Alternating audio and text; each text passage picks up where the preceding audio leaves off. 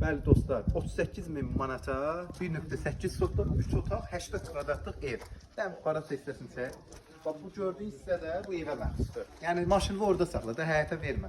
İşıq şörtü var, qaz yox. Burada su var. Alınma sudur burada.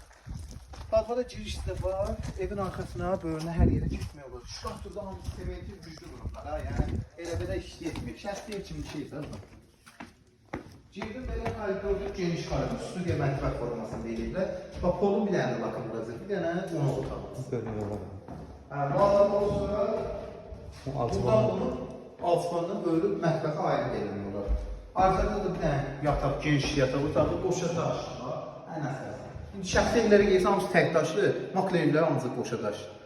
Bu digər yataq otağı. Bir dənə də belə santral qovşağımız.